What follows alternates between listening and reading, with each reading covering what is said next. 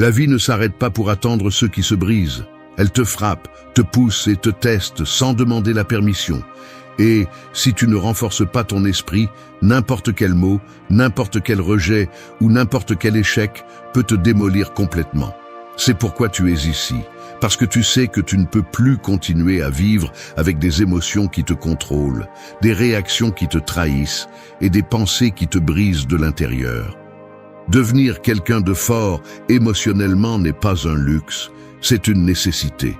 Il ne s'agit pas de devenir froid, mais de cesser d'être manipulable par ce qui se passe à l'extérieur.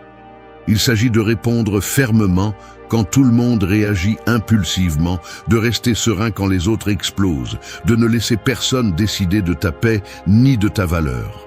Ce que tu vas apprendre ici n'est pas théorique, c'est pratique, c'est la vie réelle, c'est la discipline mentale. Ce sont des principes stoïciens appliqués au quotidien pour que tu agisses avec clarté, même sous pression, pour que les déceptions ne te renversent pas et pour que ton esprit soit un espace ordonné, fort et sous ton contrôle, pas sous le contrôle de tes émotions. Cette vidéo est faite pour les personnes qui en ont assez de se briser pour n'importe quoi, qui veulent devenir fermes, sereines et inébranlables. Et si tu restes jusqu'à la fin, je vais te donner 8 leçons que n'importe qui peut appliquer, mais que très peu ont le caractère pour pratiquer. Si tu es prêt à arrêter de réagir comme avant et à commencer à vivre avec une véritable force intérieure, avançons. 1. Forge ta cuirasse émotionnelle. Forger une cuirasse émotionnelle est comme tremper un métal dans le feu. D'abord il se chauffe, puis il est frappé, ensuite il se refroidit et enfin il se renforce. Ton caractère fonctionne de la même manière. Chaque coup émotionnel, chaque déception, chaque trahison et chaque chute ne sont pas là pour te détruire, mais pour te modeler. Ce que la plupart des gens font, c'est se briser à la première étincelle, réagir sans réfléchir, perdre le contrôle et transformer un coup en une blessure permanente. Tu ne peux pas te permettre ce luxe si tu veux vraiment devenir quelqu'un de solide et d'inébranlable, car une cuirasse émotionnelle ne se fabrique pas dans le confort, elle se crée au milieu de la pression et du chaos. La première chose que tu dois comprendre est que personne ne va te protéger des émotions intenses. Ni la famille, ni les amis, ni les relations, ni la vie elle-même. Les gens peuvent te soutenir, mais ils ne peuvent pas te donner de la force. La force s'entraîne en toi, en silence et avec discipline. La cuirasse émotionnelle n'est pas de la froideur, car la froideur est une défense par peur. Ta cuirasse est la conscience, c'est le contrôle de soi, c'est la maturité. C'est la capacité de ressentir, mais de ne pas laisser ce que tu ressens décider pour toi. C'est agir avec lucidité, même lorsque tes émotions tentent de te pousser vers le désastre. Pour construire cette cuirasse, tu dois arrêter de prendre tout ce qui se passe personnellement. La plupart des gens se détruisent parce qu'ils interprètent chaque geste, chaque mot et chaque action des autres comme une attaque directe. Ils pensent que tout est contre eux, alors qu'en réalité, les gens agissent en fonction de leur propre histoire, de leur propre peur et de leurs propres limites. Lorsque tu arrêtes de croire que tout t'affecte personnellement, tu deviens instantanément plus fort. La cuirasse émotionnelle commence lorsque tu décides de ne pas réagir comme un réflexe automatique, mais comme un être humain conscient. Une autre partie clé est de maîtriser tes déclencheurs. Nous avons tous des points faibles, mais le fort les reconnaît, les observe et les entraîne. Si quelque chose t'irrite, tu ne l'évites pas, tu l'étudies. Si quelque chose te fait mal, tu ne le réprimes pas, tu le confrontes. Si quelque chose te déstabilise, tu ne le justifies pas, tu le démontes. Lorsque tu transformes tes points faibles en points d'entraînement, ta cuirasse cesse d'être une protection temporaire et devient une structure interne solide. Chaque jour, tu as l'opportunité de t'entraîner. Chaque irritation est un morceau de métal que tu trempes. La cuirasse émotionnelle implique également une résistance au jugement des autres. Tu ne peux pas être fort si tu dépends de la façon dont on te perçoit. Si un commentaire te détruit, si une opinion te fait tomber, les gens vont toujours juger, critiquer ou mal interpréter. Toujours. C'est à toi de décider si cela entre dans ton esprit ou rebondit sur ta cuirasse. La force ne consiste pas à prouver quoi que ce soit, mais à ne pas permettre à quoi que ce soit de s'immiscer là où il ne le devrait pas. Être émotionnellement fort signifie que ta valeur n'est plus entre les mains d'autrui, elle est dans ton propre jugement, ta propre pensée et ta propre discipline. Et le plus important, une cuirasse émotionnelle ne signifie pas t'isoler du monde, mais filtrer le monde. Cela ne signifie pas arrêter de ressentir, mais apprendre à ressentir intelligemment. Cela ne signifie pas arrêter de faire confiance, mais choisir où et en qui placer ton énergie. La cuirasse n'est pas un mur qui te sépare de la vie, c'est un filtre qui te protège de ce qui essaie de te saboter. Lorsque tu la construis bien, tu peux marcher dans n'importe quel environnement, tu peux affronter n'importe quel commentaire et tu peux supporter n'importe quelle pression sans perdre ta stabilité interne. Forger ta cuirasse émotionnelle est la première étape pour devenir quelqu'un qui ne se brise pas de l'intérieur, même si la vie le frappe de l'extérieur. Et si cette première étape exige de la discipline et du caractère, c'est parce que tu commences à entrer dans le territoire de ceux qui évoluent vraiment. 2. Libère ta valeur des résultats. Libérer ta valeur des résultats est comme séparer l'or de la terre. De l'extérieur, il peut sembler que tout est mélangé, que ta valeur dépend de ce que tu accomplis, de ce que tu gagnes, de ce que les autres reconnaissent.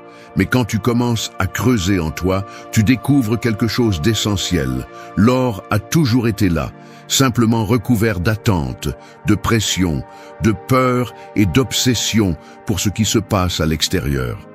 La plupart des gens sont pris dans cette erreur. Ils pensent qu'ils valent plus quand ils réussissent et moins quand ils échouent, comme s'ils étaient des produits et non des êtres humains. Cette mentalité détruit le caractère, brise l'estime de soi et te rend émotionnellement fragile. Si le résultat est mauvais, tu t'effondres. Si c'est bon, tu te sens grand. Et ainsi, tu vas dans la vie sans stabilité interne. Quand tu comprends que ta valeur n'est liée à aucun résultat, respirer devient plus facile. Non pas parce que tu arrêtes de faire des efforts, mais parce que tu arrêtes de t'attacher à la peur. Quand tu fais quelque chose et que ça ne marche pas, cela ne signifie pas que tu es insuffisant, cela signifie que tu es en train d'apprendre. Quand tu fais quelque chose et que ça marche, cela ne signifie pas que tu es invincible, cela signifie que tu progresses. Le résultat ne définit pas qui tu es, il montre seulement où tu en es à ce moment-là. Et c'est le plus gros problème que la plupart des gens ont, ils pensent que leur performance est un verdict permanent. Tu te trompes aujourd'hui et tu te déclares un échec. Tu réussis quelque chose et tu penses que tu es déjà complet. Ce manque d'équilibre émotionnel est ce qui t'affaiblit. Si tu veux être émotionnellement fort, tu dois arrêter de lier ton identité à ce qui se passe à l'extérieur. Quand tu te détaches de ce schéma, un type de pouvoir interne se libère que presque personne ne connaît. Tu ne réagis plus avec anxiété quand les choses ne se passent pas comme tu l'espérais, parce que ta valeur reste intacte. Tu ne cherches plus désespérément la validation parce que tu n'en as pas besoin pour confirmer qui tu es. Une erreur ne te détruit plus parce que tu la vois pour ce qu'elle est vraiment, de l'information, pas une sentence. La sérénité commence quand tu comprends que ta valeur est une constante et que les résultats sont variables. Tu ne peux pas permettre à ce qui est variable de décider de ce qui est constant. Pour y arriver, tu dois entraîner une chose, l'auto-observation. Chaque fois que tu sens qu'un résultat t'affecte, remets en question la pensée automatique qui apparaît. Demande-toi si tu réagis à partir de ta valeur ou de ton ego. L'ego veut toujours gagner, veut être reconnu, veut prouver, veut contrôler. La valeur interne n'a besoin de rien de tout cela, elle a seulement besoin de cohérence. Ta tâche n'est pas de gagner chaque bataille, c'est de rester ferme dans qui tu es, peu importe ce qui se passe. Si tu fais ce qui est juste et que le résultat ne suit pas, tu restes fort. Si tu fais ce qui est faux et que le résultat te favorise, tu restes perdu. Libérer ta valeur des résultats signifie aussi que tu apprends à apprécier le processus. Les personnes émotionnellement fragiles vivent en fonction de l'approbation finale, comme si la vie était un examen constant. Les forts comprennent que ce qui te construit vraiment, c'est le chemin, pas la destination. Chaque jour de discipline, chaque essai, chaque chute, chaque réussite forment un caractère qui ne se brise pas face à un coup extérieur. Quand tu valorises ton processus, ton esprit devient plus stable. Tu ne vis plus poursuivi par la peur de l'échec, ni intoxiqué par l'orgueil du succès. Tu avances simplement. Et cela te donne une tranquillité que très peu de gens connaissent. 3. Transforme l'irritation en calme. Transformer l'irritation en calme, c'est comme prendre une étincelle qui pourrait incendier une forêt et l'emprisonner entre vos mains jusqu'à ce qu'elle s'éteigne.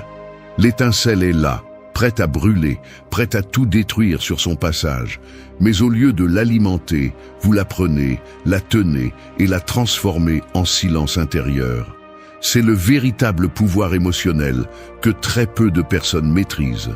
La plupart laissent n'importe quel commentaire, n'importe quel geste, n'importe quelle provocation les enflammer de l'intérieur. Ils s'irritent, réagissent, explosent et ensuite regrettent.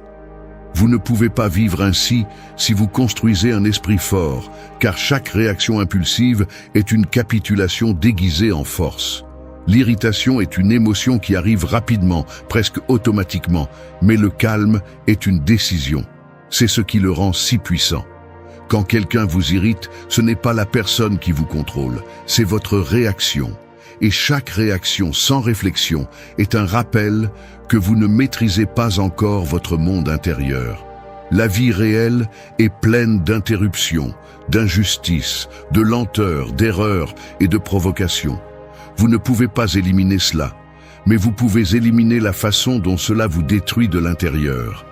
L'irritation est un stimulus. Le calme est votre réponse. Et c'est là la différence entre les faibles émotionnels et les forts. Pour maîtriser l'irritation, vous devez comprendre son origine. L'irritation survient lorsque votre attente entre en collision avec la réalité. Vous vouliez que quelque chose aille plus vite. Vous vouliez que quelqu'un soit plus conscient. Vous vouliez que la situation soit plus juste. Et comme ce n'est pas le cas, cela vous dérange. Ce malaise se transforme en irritation parce que votre esprit n'accepte pas ce qui se passe. Mais lorsque vous commencez à vous entraîner à voir la réalité telle qu'elle est et non telle que vous aimeriez qu'elle soit, votre irritation perd de sa force. Les choses cessent de vous déranger parce que vous n'attendez plus que le monde s'adapte à vous. Et ce simple changement mental est l'une des armes les plus puissantes que vous pouvez développer. Un autre point important est d'apprendre à créer de l'espace entre l'impulsion et la réponse. Les personnes émotionnellement faibles réagissent en millièmes de seconde sans réfléchir, comme si elles étaient des marionnettes de leurs émotions. Les personnes émotionnellement fortes respirent, observent, traitent et ensuite choisissent. Cet espace de 2 secondes peut sauver des disputes, éviter des décisions impulsives et maintenir votre stabilité. Il ne s'agit pas de réprimer ce que vous ressentez, il s'agit de le diriger. Lorsque l'irritation monte, vous ralentissez. Lorsque l'émotion crie, vous parlez plus doucement. Lorsque l'esprit veut courir, vous décidez de marcher. Ce contraste fait de vous une personne imperturbable. Pour transformer l'irritation en calme, vous avez besoin d'un entraînement constant. Chaque nuisance est une opportunité. Chaque personne difficile est un exercice. Chaque situation injuste est un poids émotionnel qui vous rend plus fort si vous le portez correctement. Au lieu de penser « cela me dérange », changez votre approche en « cela m'entraîne ». Ce simple changement transforme la vie en une salle de sport mental. Les personnes qui vous irritent deviennent vos maîtres. Les situations qui vous frustrent deviennent votre pratique et chaque jour vous devenez plus résistant. Vous ne cherchez pas à éviter le monde, vous cherchez à le dominer de l'intérieur. Le calme se renforce également lorsque vous comprenez qu'aucun élément externe ne devrait avoir le pouvoir de ruiner votre stabilité interne. Vous ne pouvez pas permettre qu'un mot, un geste ou une erreur vous vole de l'énergie. C'est trop de pouvoir accordé à quelque chose de trop petit. Le calme n'est pas de la passivité, c'est du contrôle absolu. C'est choisir consciemment où vous placez votre attention, votre énergie et votre réaction. 4. Transforme la peur en maître. Transformer la peur en maître, c'est comme marcher la nuit avec une lampe de poche qui n'éclaire que quelques pas. Car même si l'obscurité t'entoure, chaque pas que tu fais éclaire un peu plus le chemin. La peur est cette obscurité que tout le monde ressent. Mais ce qui te différencie n'est pas de l'éviter, mais d'avancer à l'intérieur d'elle. Les gens qui ne surmontent jamais rien s'arrêtent chaque fois qu'une peur apparaît, comme si la peur était un mur. Les personnes émotionnellement fortes comprennent quelque chose de différent. La peur n'est pas un mur, c'est une porte. Et derrière cette porte, il y a toujours de la croissance, de la force et de la clarté. C'est pourquoi les faibles fuient et les forts apprennent. La peur n'est pas synonyme de danger, la peur est synonyme d'incertitude. Et l'incertitude fait partie de tout ce qui est important dans la vie. Changer, prendre de grandes décisions, s'éloigner de ce qui te détruit, se rapprocher de ce qui t'exige, construire la discipline, commencer quelque chose de nouveau, laisser une étape derrière, tout cela active la peur. Non pas parce que tu es en danger, mais parce que tu sors de ce que tu connais.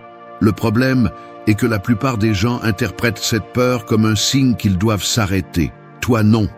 Tu vas l'interpréter comme un signe que tu avances vers un lieu qui exige une version plus grande de toi. La peur ne devient un ennemi que lorsque tu ne la comprends pas. Lorsque tu crois qu'elle te dit « tu ne peux pas ». En réalité, ce qu'elle dit, c'est « cela te dépasse aujourd'hui ». Mais si tu l'affrontes, cela te dépassera demain. Chaque fois que tu fuis la peur, tu te fais plus petit. Chaque fois que tu l'affrontes, tu te fais plus grand. C'est le calcul émotionnel que peu de personnes acceptent. C'est pourquoi ceux qui grandissent rapidement sont souvent ceux qui s'exposent à des situations inconfortables, qui regardent la peur en face, qui ne cherchent pas de certitude absolue, mais une bravoure progressive. Ils n'ont pas besoin d'être invincibles, ils ont juste besoin d'être déterminés. Pour transformer la peur en maître, tu dois commencer par observer ce qui te fait vraiment peur. Normalement, ce n'est pas la situation en elle-même, mais les histoires que ton esprit crée autour d'elle. Tu ne crains pas de parler, tu crains d'être jugé. Tu ne crains pas d'essayer, tu crains d'échouer. Tu ne crains pas d'avancer, tu crains de perdre. Lorsque tu sépares l'émotion de l'histoire, la peur devient plus petite et gérable. Au lieu de dire « cela me fait peur », demande-toi « quelle histoire je raconte qui me fait me sentir ainsi ?» Cette simple analyse réduit la force émotionnelle de la peur presque instantanément. Une autre étape cruciale est de bouger même si tu ressens de la peur. N'attends pas qu'elle disparaisse pour agir, car cela ne fonctionne pas ainsi. La peur se réduit avec l'action, pas avec la pensée. Plus tu penses à quelque chose, plus tu le rends grand. Plus tu agis, plus il devient petit. L'action est l'antidote à la paralysie émotionnelle. Lorsque tu fais un pas, même petit, ton esprit reçoit un signal clair que tu as le contrôle, que tu n'es pas arrêté, que tu n'es pas à la merci de la peur. Et à chaque pas, l'obscurité devient moins oppressante, moins intimidante. Transformer la peur en maître nécessite également d'accepter que l'échec ne te définit pas. Beaucoup de gens craignent d'avancer parce qu'ils croient que se tromper détruit leur valeur. Cette mentalité est l'une des plus grandes prisons qu'une personne peut avoir. L'échec est une expérience, c'est de l'information, c'est une correction. Ce n'est pas une identité, ce n'est pas une sentence, ce n'est pas le reflet de qui tu es. Lorsque tu cesses de craindre de te tromper, tu commences à avoir une liberté que peu de gens connaissent. 5. Réponds toujours avec sérénité. Répondre toujours avec sérénité, c'est comme tenir un verre plein d'eau, alors que tout le monde autour de toi te pousse, crie et bouge sans contrôle. Si ta main tremble, l'eau se renverse. Mais si tu gardes le pouls ferme, peu importe le chaos environnant, le verre reste intact. Cette fermeté est la sérénité, une maîtrise consciente que très peu de personnes atteignent parce que la plupart vivent en réagissant, pas en répondant. Tout le monde pense que la force se voit en élevant la voix, en démontrant le pouvoir, en répondant rapidement. Mais la vraie force est de garder le contrôle lorsque la situation essaie de te l'arracher. Répondre avec sérénité ne signifie pas toujours rester silencieux. Cela signifie savoir quand parler et quand ne pas le faire, quand agir et quand attendre, quand avancer et quand lâcher prise. La sérénité est une stratégie, pas de la passivité. C'est de la conscience, pas de la faiblesse. C'est comprendre que tu n'as pas besoin de t'engager dans chaque combat. Tu n'as pas besoin de clarifier chaque malentendu. Tu n'as pas besoin de prouver quoi que ce soit à qui que ce soit. La sérénité te rend sélectif et la sélectivité te rend puissant. Lorsque tu décides de ne pas réagir impulsivement, tu retires à l'autre personne le contrôle qu'elle avait sur toi. Personne ne domine ton esprit lorsque tu décides comment et quand répondre. La plupart des gens explosent parce qu'ils ne savent pas gérer la pression interne. Ils confondent le soulagement émotionnel avec l'explosion émotionnelle. Ils pensent que crier, se défendre rapidement ou répondre avec fureur est une libération du poids. Mais tout ce qu'ils font est de le multiplier. Ensuite, ils regrettent, se sentent mal, se blâment ou endommagent inutilement les relations. La sérénité brise ce cycle.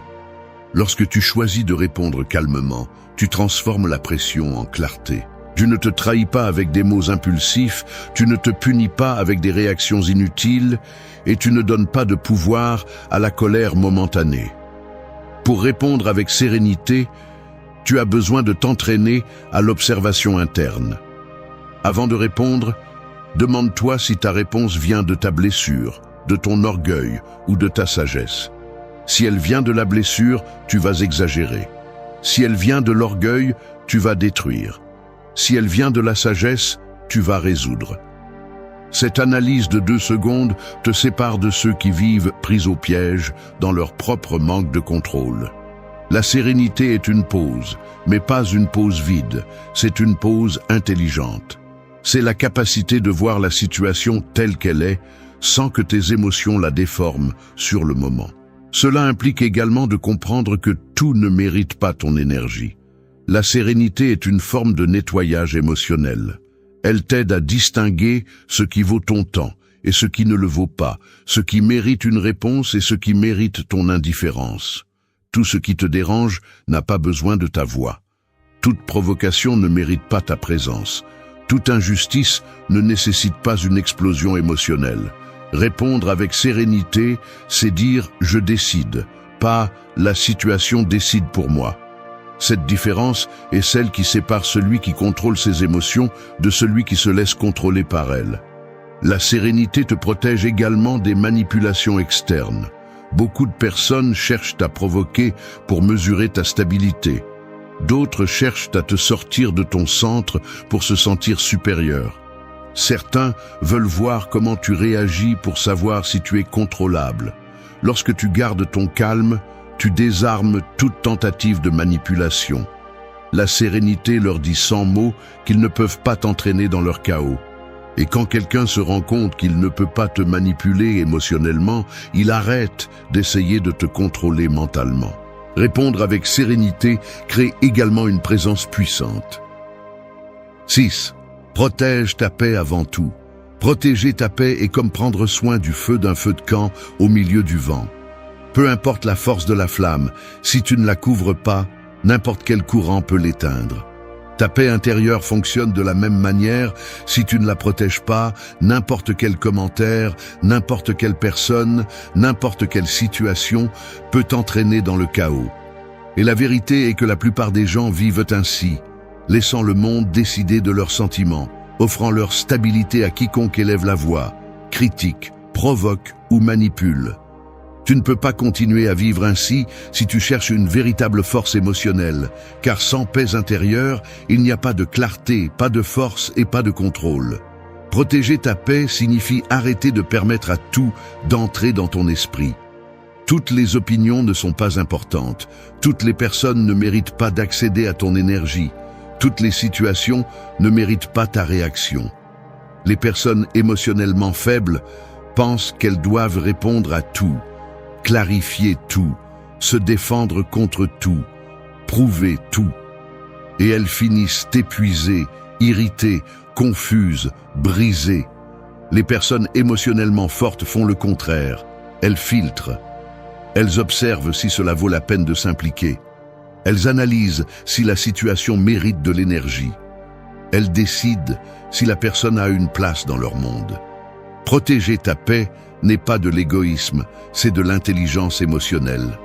Ton esprit est ta maison. Tu ne peux pas laisser la porte ouverte pour que n'importe qui vienne la salir.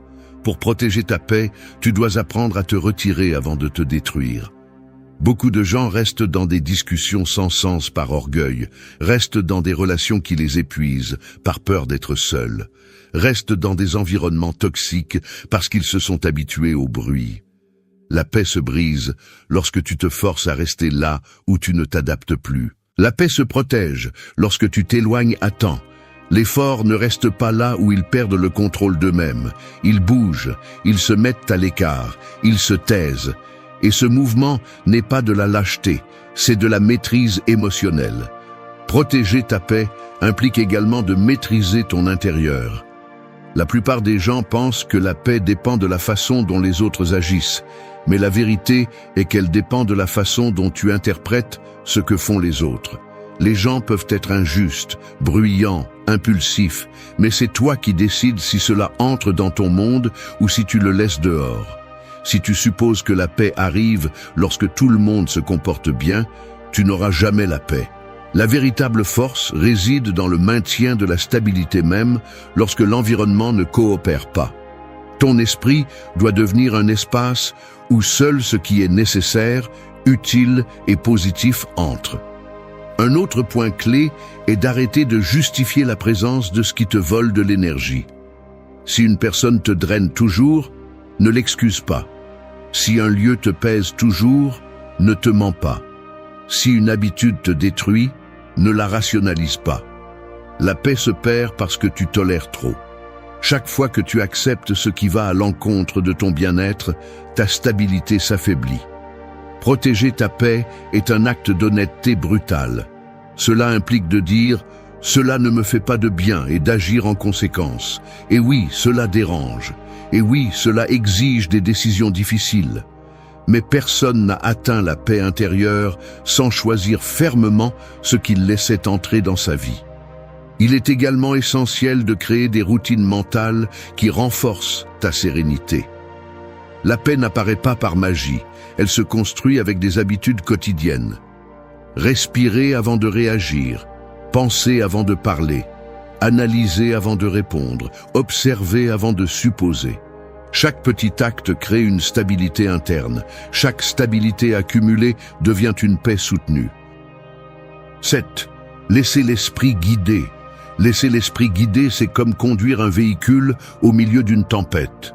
La pluie frappe les vitres, le vent secoue la voiture, les lumières extérieures te confondent et le bruit extérieur cherche à te distraire.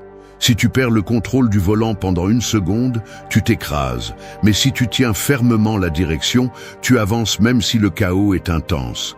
C'est ce qui se passe en toi lorsque les émotions tentent de prendre le contrôle. La tempête, c'est toi si tu ne formes pas ton esprit. Le conducteur, c'est toi quand tu décides de penser avant de ressentir, de raisonner avant de réagir, de guider avant de te laisser emporter. La plupart des gens sont dirigés par des impulsions, des commentaires, des provocations, des désirs momentanés et des émotions volatiles. Ils entrent dans des discussions qui ne valent rien, prennent des décisions sous le coup de la colère, abandonnent par peur ou cherchent la validation par l'insécurité. Puis ils se demandent pourquoi leur vie semble hors de contrôle. La réponse est simple, ils ont laissé l'émotion conduire. Quand l'émotion conduit, tu te heurtes toujours. Quand l'esprit conduit, tu avances toujours. Non pas parce que tu ne ressens pas, mais parce que tu ne permets pas à ce que tu ressens de décider pour toi. Laisser l'esprit guider ne signifie pas éteindre tes émotions, cela signifie les comprendre. L'émotion t'informe, l'esprit te dirige. L'émotion te prévient que quelque chose t'affecte, l'esprit décide quoi en faire. L'émotion monte rapidement, l'esprit stabilise. Le problème de beaucoup de gens est qu'ils écoutent l'émotion et font taire la raison. Tu vas pratiquer le contraire. Tu vas écouter l'émotion pour la comprendre, mais tu vas agir à partir de la clarté mentale. C'est le véritable pouvoir de l'autocontrôle. Agir à partir de la partie la plus forte de toi, pas de la plus vulnérable. Pour y parvenir, tu dois t'habituer à penser avec précision. Chaque fois que quelque chose te perturbe, demande-toi ce qui se passe réellement. Est-ce la situation ou est-ce ton interprétation? Est-ce la personne ou est-ce ton attente? Est-ce un véritable problème ou est-ce ton ego qui réagit? Cette simple question désactive les explosions émotionnelles. L'esprit analyse, sépare et organise ce que l'émotion déforme. Lorsque tu commences à faire ce processus automatiquement, tu deviens une personne impossible à manipuler et très difficile à déstabiliser. Laisser l'esprit guider implique aussi d'apprendre à différer la réaction. Tout ne mérite pas une réponse immédiate. En fait, presque rien ne le mérite. L'émotion veut toujours des réponses urgentes, rapides, impulsives. L'esprit veut des réponses stratégiques. Plus tu t'entraînes à t'arrêter quelques secondes avant de répondre, plus tu deviens fort. Ce petit espace mental te sauve de décisions qui nuisent à ta vie, à tes relations et à tes objectifs. Un autre point fondamental est de maintenir la clarté dans tes priorités. L'émotion te distrait, te pousse vers l'immédiat, vers ce qui fait mal maintenant, vers ce qui irrite sur le moment. L'esprit te rappelle le chemin, le but, ce qui compte vraiment. Quand l'esprit guide, tu ne perds pas de temps à te battre avec des personnes qui n'apportent rien. Tu ne t'épuises pas dans des situations qui ne changeront pas. Tu ne sacrifies pas ta stabilité pour impressionner qui que ce soit. L'esprit te maintient concentré. Et une concentration solide crée une vie solide. Laisser l'esprit guider, c'est aussi maîtriser le dialogue interne. Nous avons tous une voix intérieure qui peut nous renforcer ou nous détruire. L'émotion a tendance à exagérer, à grossir les problèmes, à anticiper les tragédies, à créer des histoires irréelles. L'esprit équilibré coupe ces narrations, les désarme et les remplace par des raisonnements clairs. 8. Fais de la sérénité ta force. Faire de la sérénité ta force, c'est comme marcher parmi la foule, alors que tout le monde court désespérément, trébuche les uns sur les autres, pousse, crie et se laisse emporter par le chaos collectif. Tu avances lentement, fermement, sans perdre le rythme, sans laisser la hâte des autres te voler ta direction.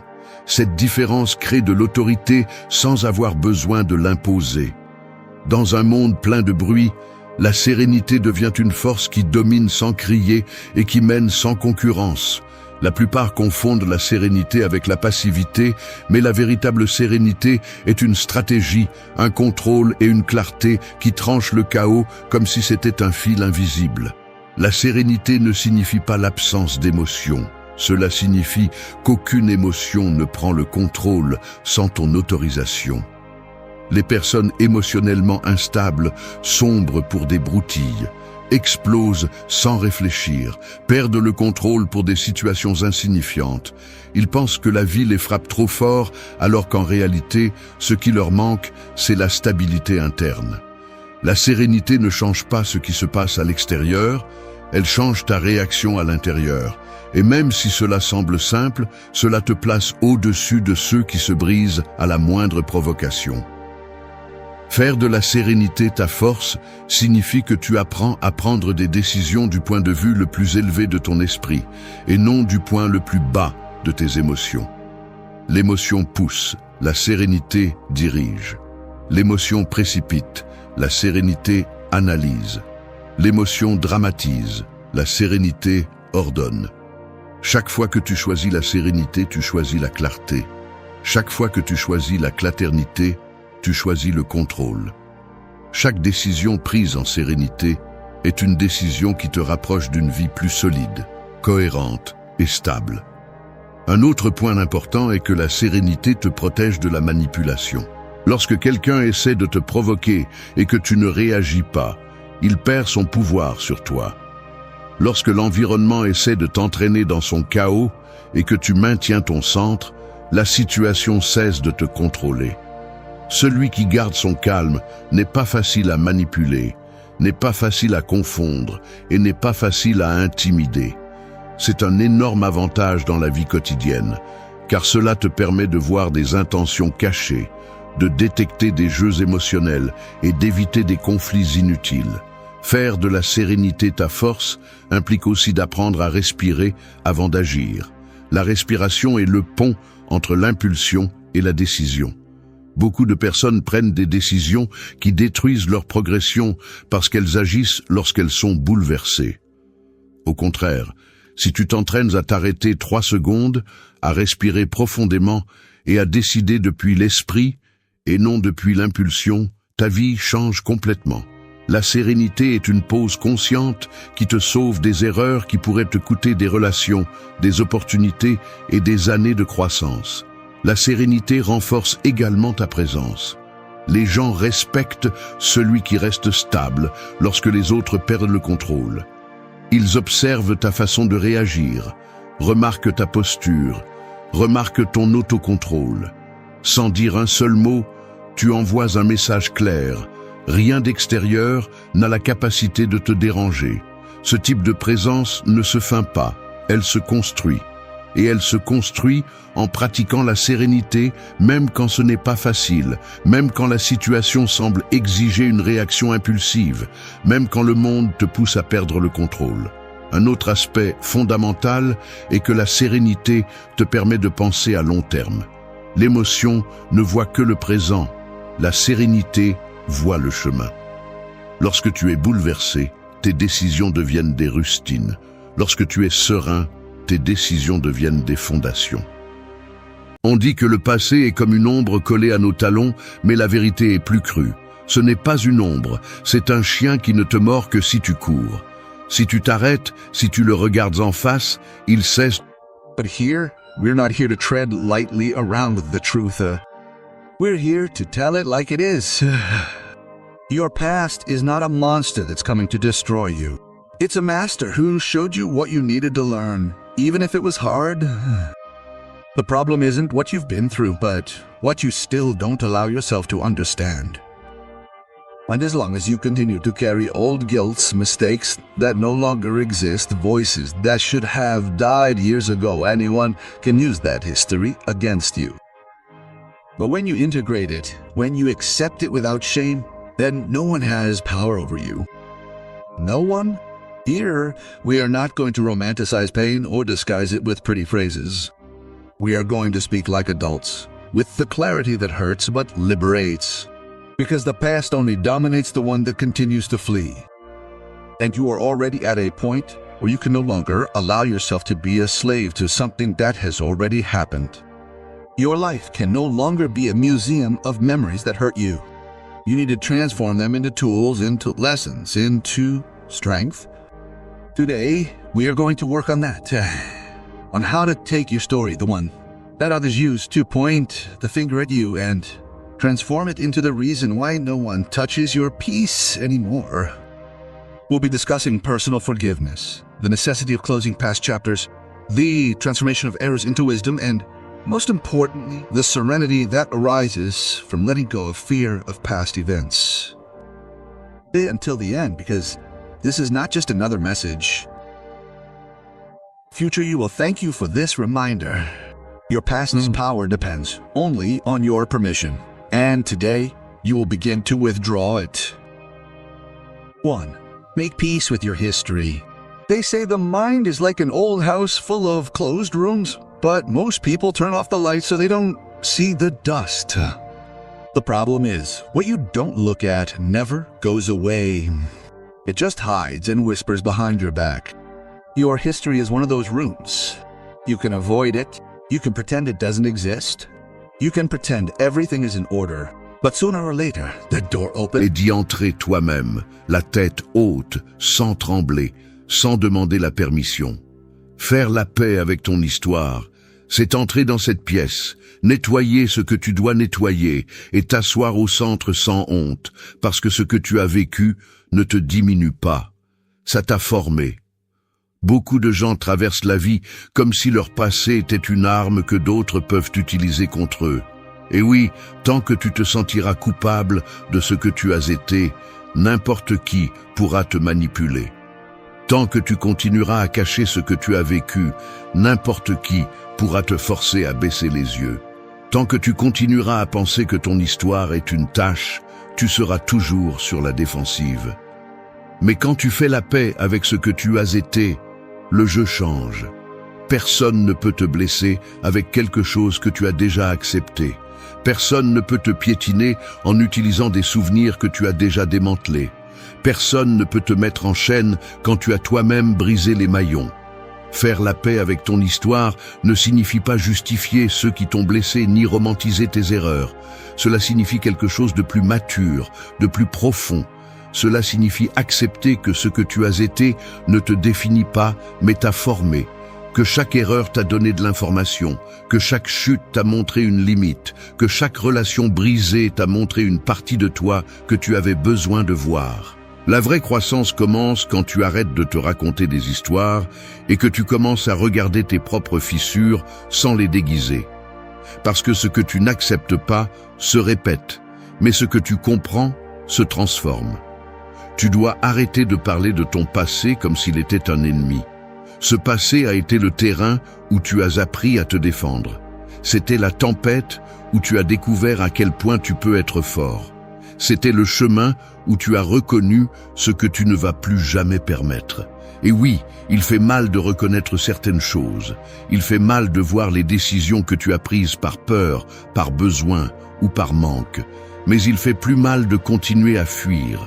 Il fait plus mal de continuer à porter une culpabilité que tu ne mérites pas. Il fait plus mal de continuer à être prisonnier d'un chapitre qui est déjà terminé. Fais la paix avec ton histoire en regardant ce qui s'est passé sans filtre, sans exagérer mais sans minimiser. Regarde-le comme un entraînement. Regarde-le comme une version de toi qui a fait de son mieux avec ce qu'elle savait. Cette personne du passé n'était pas stupide ni faible. Elle était inexpérimentée. Elle apprenait. Elle survivait. Et tu ne peux pas continuer à punir ton ancien moi pour ne pas avoir la sagesse que tu as aujourd'hui. Ce jugement constant est une forme silencieuse d'autodestruction. Le pardon commence par la reconnaissance que tu as été humain. Quand tu fais la paix avec ton histoire, tu récupères l'autorité sur ta vie, tu récupères ta voix, tu récupères ton pouvoir, parce que tu n'as plus honte de ce que tu as vécu. Cela ne te définit plus. Cela ne te contrôle plus. Tu le prends, tu l'intègres, tu le comprends et tu continues. Et quand tu continues avec conscience, avec maturité, avec calme, tu découvres ce que les stoïciens comprenaient bien. Personne ne peut utiliser ton passé pour te blesser si tu l'as déjà transformé en ta force. Faire la paix avec ton histoire n'est pas un acte émotionnel, c'est un acte de courage. 2. Pardonne-toi avec intention. Te pardonner est comme enlever une armure rouillée que tu as un jour cru nécessaire pour survivre. Au début, elle est si lourde que tu t'habitues à la porter. Tu oublies qu'elle est là. Tu te convaincs qu'elle fait partie de toi. Mais vient un moment où tu réalises une vérité inconfortable. Elle ne te protège plus. Elle te limite maintenant. Elle t'empêche de bouger, de respirer, d'avancer. C'est ainsi que fonctionne la culpabilité accumulée. C'est ainsi que fonctionne le ressentiment envers soi-même. Il ne te protège pas de répéter les erreurs, il te maintient coincé en elles. Et si tu ne l'enlèves pas, personne ne le fera pour toi. Te pardonner avec intention n'est pas un acte doux ni poétique, ce n'est pas non plus un processus automatique. C'est une décision consciente, mûre, presque chirurgicale. Elle exige... Nor is it an automatic process. It is a conscious, emotional, almost surgical decision. It requires that you face what you have avoided. Elle devient une torture interne, un marteau qui frappe même quand il n'y a rien à réparer. Le pardon de soi n'est pas une faiblesse, c'est de l'intelligence émotionnelle. C'est comprendre que te punir ne te rend pas meilleur, seulement paralysé. Beaucoup de personnes pensent que se pardonner, c'est dire « c'est du passé ». Mais le vrai pardon est plus profond. Il implique de comprendre pourquoi tu as agi comme tu l'as fait. Ce que tu savais à ce moment-là, ce que tu craignais, ce que tu cherchais, ce qui te manquait. Te pardonner avec intention, c'est voir ton moi du passé avec humanité, pas avec mépris. Parce que si tu regardes ton histoire avec haine envers toi-même, tu restes attaché à elle. Si tu la regardes avec compréhension, tu commences à te libérer. C'est le même principe stoïcien. La conscience de soi est le pouvoir.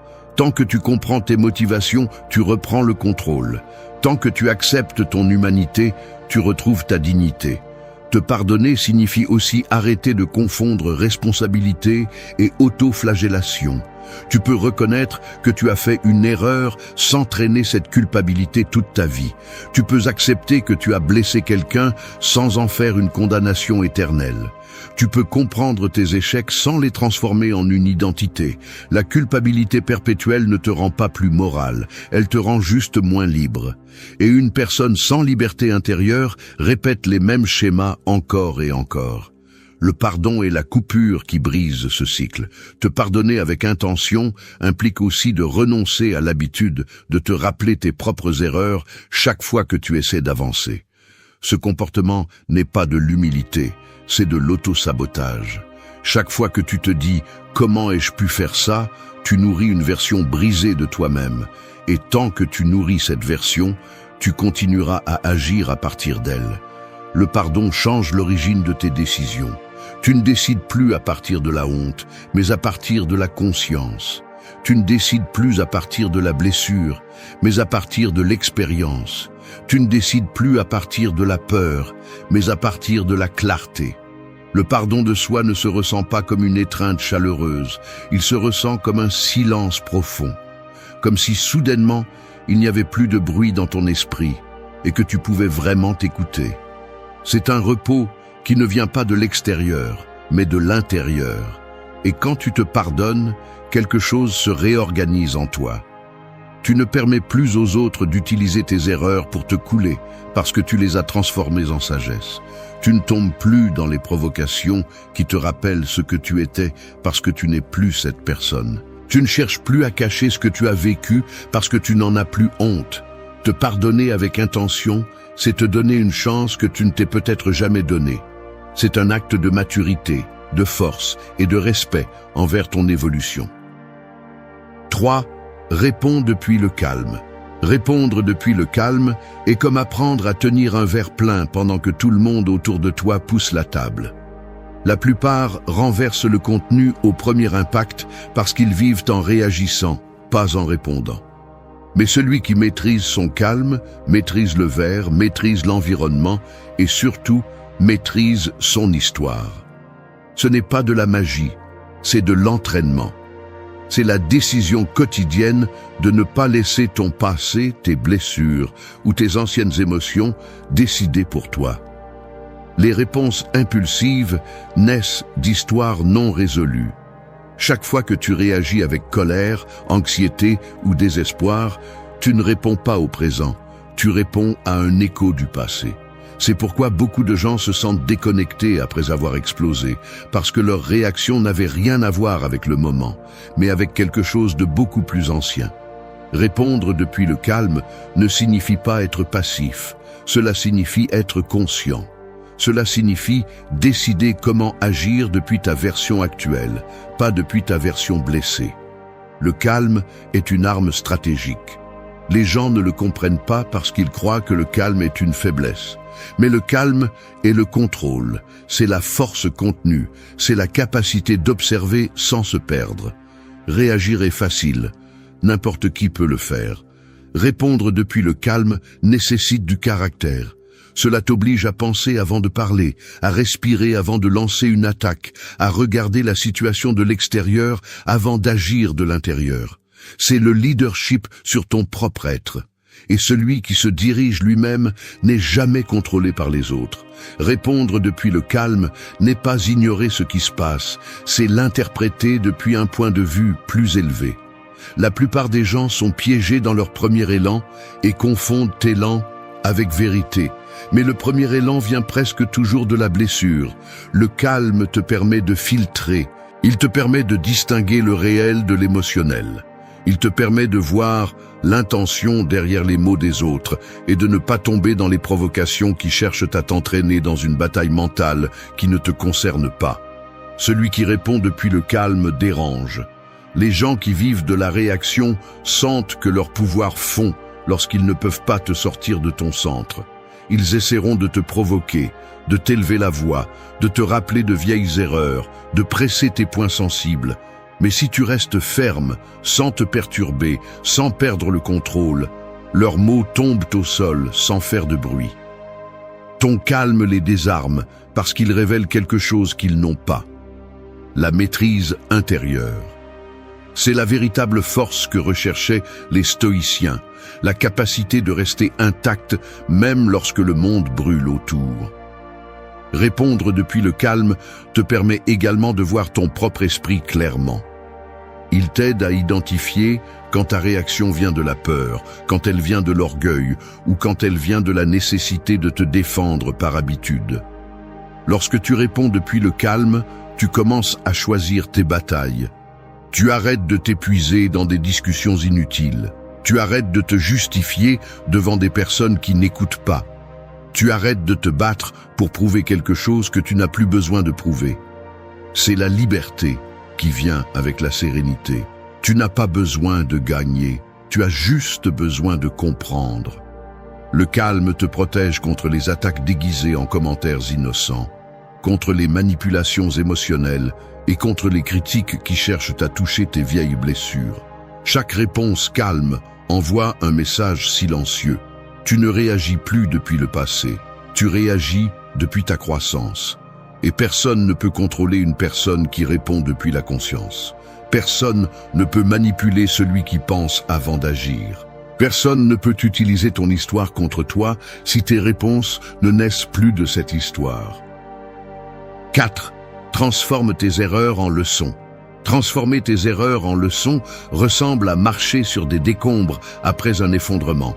Au début, tu ne vois que des ruines, de la poussière, des fragments brisés de décisions que tu aurais aimé prendre autrement. Mais si tu regardes attentivement parmi ces restes, tu trouves aussi les fondations qui sont restées intactes. Les erreurs sont ainsi. Elles semblent détruire, mais en réalité, elles révèlent ce qui peut encore te soutenir. Et quand tu comprends cela, quelque chose en toi change. Tu arrêtes de voir tes échecs comme des tragédies et tu commences à les voir comme le début de ta sagesse. Beaucoup de gens vivent en cachant leurs erreurs, comme si les admettre était une défaite. L'ironie est que ce que tu essaies de cacher est justement ce que tu as le plus besoin de regarder. Parce que l'erreur indique le point exact où tu as besoin de grandir. C'est le reflet d'une compétence qui manquait, d'une blessure non soignée, d'une émotion non contrôlée. Il ne s'agit pas de te punir, il s'agit de te comprendre. Si tu regardes tes erreurs avec jugement, tu te paralyses. Si tu les regardes avec curiosité, tu évolues. Une erreur ne définit pas ta valeur, elle définit ton niveau de conscience à ce moment-là. Ce détail est clé. Nous agissons tous avec l'information que nous avions à ce moment-là, avec les émotions que nous étions capables de gérer, avec la maturité que nous avions construite. Demander à ton toi du passé d'agir comme ton toi actuel est injuste, c'est cruel et cela te maintient piégé. Lorsque tu transformes l'erreur en leçon, tu acceptes cette vérité, tu as fait ce que tu pouvais avec ce que tu savais. Aujourd'hui, tu en sais plus, aujourd'hui, tu peux faire plus. Et c'est pourquoi, aujourd'hui, tu peux transformer ce qui te blessait auparavant. Pour transformer une erreur en leçon, tu dois l'observer sans fuir. La prendre en main, l'examiner, en assumer la responsabilité sans te détruire. La responsabilité te libère, mais la culpabilité t'enchaîne. Cette différence est ce qui marque la distance entre une personne qui grandit et une personne qui sombre. La responsabilité dit « j'ai appris », je m'améliorerai. La culpabilité dit « j'ai échoué, je ne vaux rien ». Choisis bien de quelle voie tu veux construire ton futur. Tu dois aussi comprendre que tes erreurs ne te rendent pas moins digne. Elles te rendent humain. La perfection n'enseigne pas, la chute, oui. Les philosophes anciens le savaient. Le chemin vers la force n'est pas une ligne droite, c'est une séquence de trébuchements qui te forcent à te réveiller. Chaque erreur te montre les conséquences d'agir sans conscience. Chaque erreur te force à voir ce que tu niais. Chaque erreur te pousse à prendre en charge une fois pour toutes. C'est sa fonction, non pas te punir, mais te réveiller. Transformer tes erreurs en leçons, implique de cesser de répéter de vieux schémas. Cela implique de te demander ce qui t'a poussé à agir ainsi. Quelle émotion t'a dominé? Quelle pensée t'a trompé? Quel vide t'a fait prendre des décisions par manque? Et quand tu comprends, alors tu peux corriger.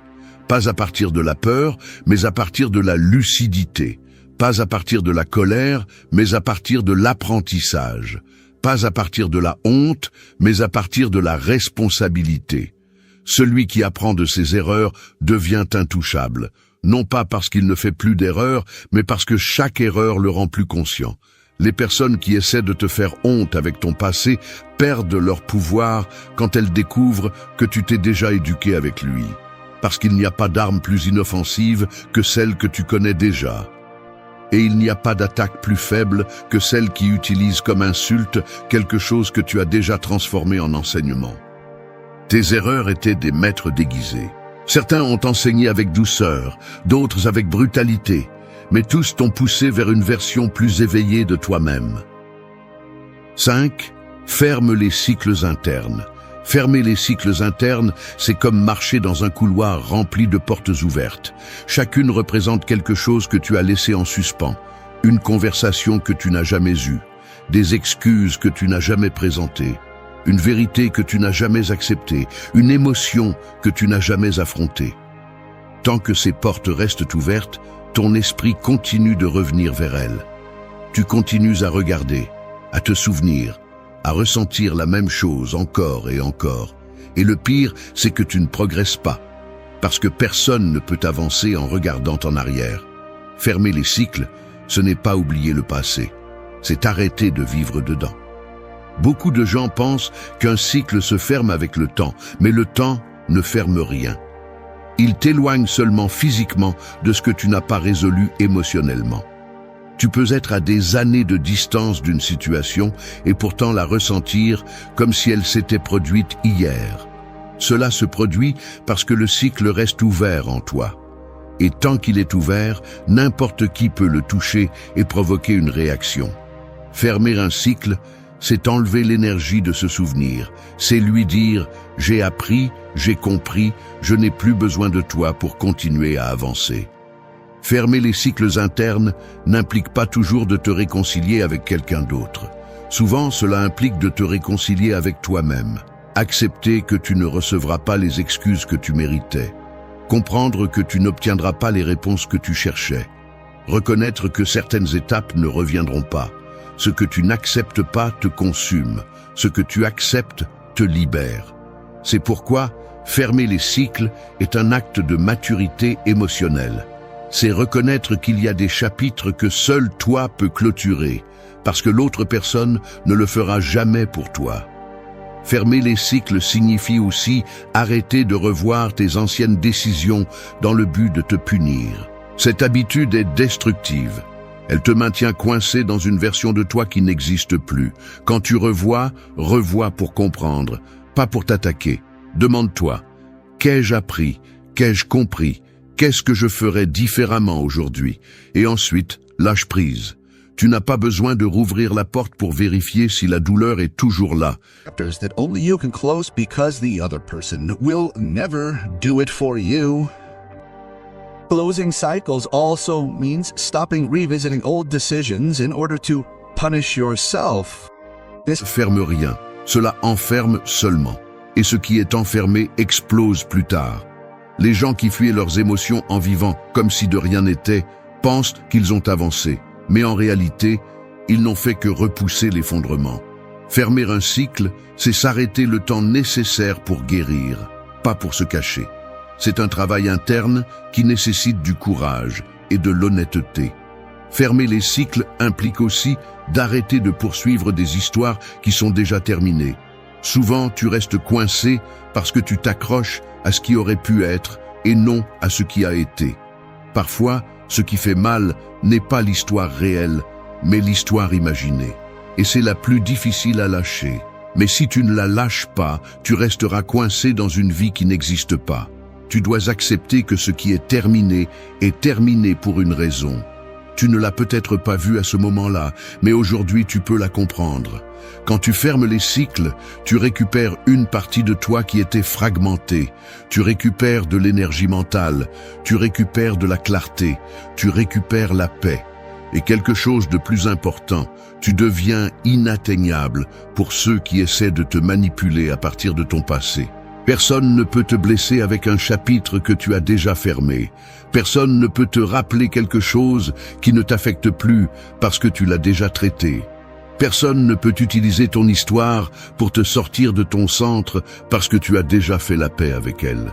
Fermer les cycles internes est un acte de dignité. 6. Transforme ton dialogue interne. Le dialogue interne fonctionne comme un narrateur invisible qui t'accompagne à chaque pas. Certains ont en eux un narrateur qui les détruit, d'autres un qui les pousse, et quelques-uns ont appris à le transformer en mentor. Imagine que ton esprit est une pièce avec de l'écho. Chaque mot que tu dis rebondit tant de fois qu'il finit par y croire. Si tu t'insultes, cet écho te poursuit. Si tu te responsabilises, cet écho te commande. Si tu te respectes, cet écho te renforce. Transformer ton dialogue interne, c'est changer la voix avec laquelle tu te parles et, ce faisant, changer la direction de ta vie. Beaucoup de gens ne se rendent pas compte de la violence avec laquelle ils se traitent. Ils s'appellent maladroits, inutiles, exagérés, faibles, comme si ces mots étaient de simples exutoires, mais ils ne le sont pas. Ce sont des ordres. Ce sont des instructions que l'esprit suit sans questionner. Ce que tu te dis constamment devient ton identité. C'est pourquoi transformer le dialogue interne n'est pas un acte d'estime de soi superficiel, c'est un acte de discipline mentale. C'est assumer que chaque mot que tu t'adresses construit ou détruit quelque chose en toi. Ton dialogue interne naît du passé. Les choses qu'on t'a dites, les comparaisons que tu as reçues, les exigences que tu n'as pas pu remplir, les silences que tu as interprétés comme un rejet, tout cela s'accumule et réapparaît dans ta voix intérieure. Le transformer implique de reprogrammer ce que tu as appris depuis la blessure. Cela implique d'écouter cette voix quand elle t'attaque et de te demander si elle t'appartient vraiment ou si tu ne fais que répéter le script de quelqu'un d'autre. La plupart du temps, cette critique interne n'est pas la tienne, elle est héritée. Transformer ton dialogue interne ne signifie pas te mentir avec des phrases vides. Il ne sert à rien de te répéter que tu es incroyable si au fond de toi tu continues à croire que tu ne vaux rien. La transformation commence par l'honnêteté. Reconnaître ce que tu ressens, ce que tu penses et ce qui te fait mal sans le maquiller. Une fois que tu acceptes ce qui se passe en toi, alors tu peux intervenir. Alors tu peux te parler comme un adulte qui se guide et non comme un ennemi qui punit. Le stoïcisme a bien compris que l'esprit doit être entraîné comme le corps. Si tu entraînes tes pensées t'obéissent. Si tu les abandonnes, elles te traînent. Transformer ton dialogue interne, c'est devenir l'entraîneur de ton esprit. Cela implique de t'arrêter quand tu te parles durement et de remplacer la critique cruelle par une correction consciente. Au lieu de dire « j'ai échoué, je suis un désastre », tu peux dire « j'ai échoué, mais je peux m'améliorer ». Au lieu de « je ne suis pas fait pour ça », tu peux dire « j'ai besoin de plus de pratique ». Ce n'est pas du positivisme bon marché, c'est de la précision émotionnelle. C'est la différence entre te détruire et te diriger. Cela implique aussi de reconnaître que la façon dont tu te parles définit la façon dont tu réponds au monde. Si ton dialogue interne est plein d'attaques, tu deviendras réactif. S'il est plein de peur, tu deviendras insécurisé. S'il est plein de honte, tu deviendras petit. Mais s'il est plein de clarté, tu deviens fort. S'il est plein de présence, tu deviens stable. S'il est plein de responsabilité, tu deviens invincible. La voie que tu choisis de nourrir détermine la vie que tu choisis de vivre. Transformer ton dialogue interne ne se fait pas du jour au lendemain. C'est un processus constant. C'est te corriger en silence quand tu te parles mal. C'est arrêter la pensée qui essaie de te couler avant qu'elle ne devienne grande. C'est remplacer le vieux bruit par une voix plus consciente. C'est apprendre à ne pas te traiter comme quelqu'un d'indigne. Ta vie change quand ta voix intérieure cesse d'être une agresseuse et devient un guide. 7. Pratique la pause stoïcienne. Pratiquer la pause stoïcienne, c'est comme apprendre à arrêter une flèche en plein vol. Cela semble impossible jusqu'à ce que vous compreniez que la flèche n'a jamais été le problème, mais la vitesse à laquelle vous permettiez à vos émotions de vous traverser. La plupart des gens répondent sans réfléchir, agissent sans analyser, parlent sans mesurer l'impact. Ils vivent poussés par un esprit qui court plus vite que leur conscience. La pause stoïcienne est le frein qui empêche votre vie de se diriger directement vers le chaos. C'est un instant bref, presque imperceptible, où vous choisissez la conscience plutôt que l'impulsion et le calme au lieu de la réaction. Cette seconde de pause peut tout changer. Elle peut éviter une dispute inutile. Elle peut vous empêcher de dire quelque chose que vous regretterez. Elle peut protéger votre paix des provocations des autres. Elle peut garder votre vie émotionnelle sous contrôle. Mais la pause ne se produit pas d'elle-même. Vous devez la former. Vous devez apprendre à reconnaître quand votre corps veut répondre avant que votre esprit ne se soit réveillé. Les émotions ne sont pas l'ennemi, c'est la vitesse à laquelle elles vous emportent si vous ne savez pas vous arrêter. Pratiquer la pause stoïcienne signifie rompre le schéma automatique, ce schéma que vous avez hérité du passé. And being calm over reaction. C'est à ce moment que la pause apparaît, une respiration, un silence intérieur, un espace où vous décidez quoi faire au lieu de laisser votre histoire décider pour vous. Beaucoup confondent la pause avec la faiblesse, comme si s'arrêter avant de répondre était un signe de peur. Mais la réalité est l'opposé. Il faut de la force pour rester ferme lorsque votre ego veut attaquer. Il faut de la maturité pour réfléchir lorsque votre orgueil veut réagir. Il faut de la discipline pour ne pas tomber dans des provocations conçues pour vous faire perdre le contrôle. La pause stoïcienne n'est pas de la passivité, c'est de la stratégie. C'est agir avec précision. C'est intervenir dans votre propre impulsion avant qu'elle ne vous trahisse. Quand vous pratiquez la pause, vous découvrez que la plupart de vos anciennes réactions n'avaient pas de sens. C'étaient des réponses exagérées, héritées de la douleur, basées sur des interprétations qui ne correspondent plus à la personne que vous êtes aujourd'hui. Vous commencez à voir que beaucoup de disputes étaient inutiles, que beaucoup de mots étaient remplis d'émotions et non de raison, que beaucoup de décisions étaient prises par peur et non par clarté. La pause révèle ce que vous ne pouviez pas voir auparavant. Elle vous permet également de reconnaître les intentions des autres. Lorsque vous arrêtez de réagir automatiquement, vous pouvez analyser si la personne en face de vous cherche vraiment à communiquer ou cherche simplement à vous provoquer. Vous pouvez voir si son commentaire provient de son insécurité, de sa frustration ou de son besoin de contrôle. La pause vous donne une vision, et celui qui a une vision cesse de tomber dans des pièges émotionnels. La pause ne vous protège pas seulement des autres, elle vous protège aussi de vous-même, de vos impulsions, de vos anciens schémas, de vos histoires non résolues. C'est un moment où vous vous rappelez qui vous êtes et qui vous ne voulez plus être. Un instant où vous réaffirmez votre croissance, où vous freinez cette ancienne version qui essayait de réagir pour vous. Cette seconde est votre victoire silencieuse. Pratiquer la pause stoïcienne vous permet également de répondre avec intention. Vous ne parlez plus depuis la blessure, vous n'agissez plus par peur, vous ne décidez plus à partir du chaos, vos mots deviennent plus précis, vos limites plus claires, votre caractère plus stable. 8.